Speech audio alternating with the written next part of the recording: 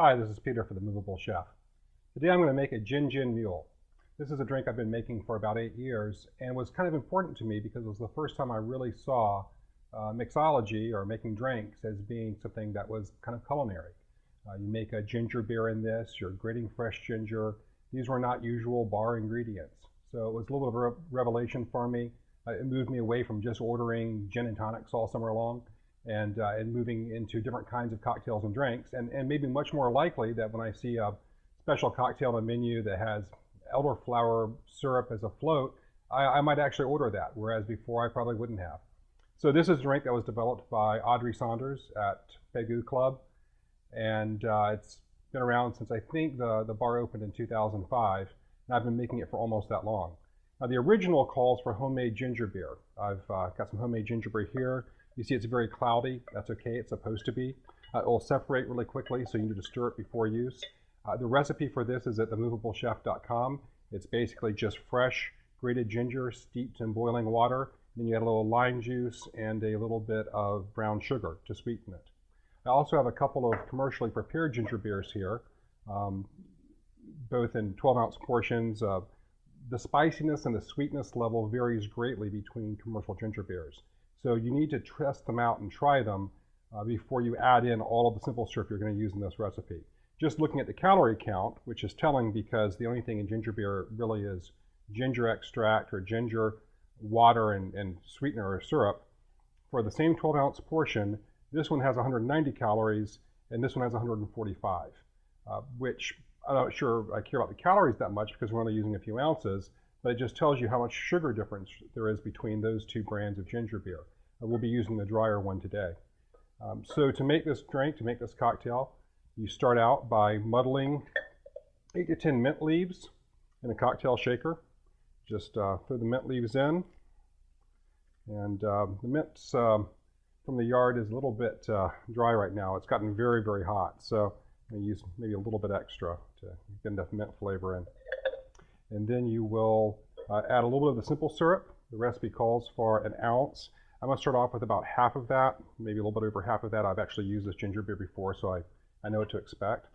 And pour that in.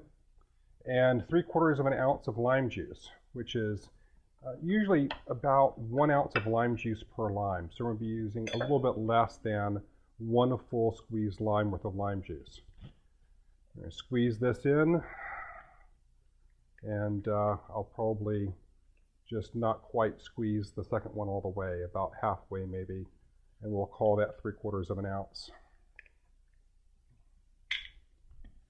And then we muddle this. To muddle this, you could use a muddler. I'm just going to use a wooden spoon I happen to have handy.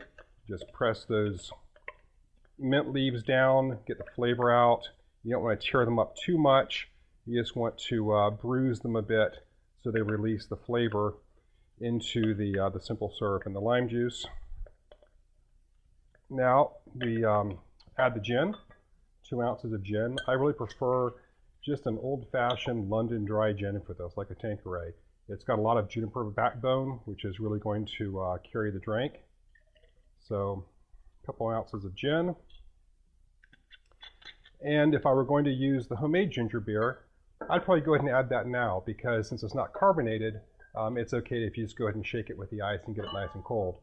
I'm going to use the commercial ginger beer for this because I like the bubbles, the carbonation. So I'm going to go ahead and shake this without the ginger beer. Just add a couple cups of ice to the shaker.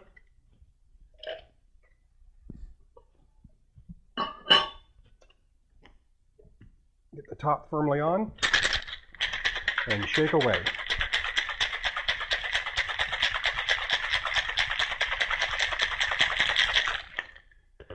Now I'm going to strain this over fresh ice that's already in a tall glass, a highball glass. Strain this in. It should not quite fill the glass. And then I'm going to top this off with ginger beer.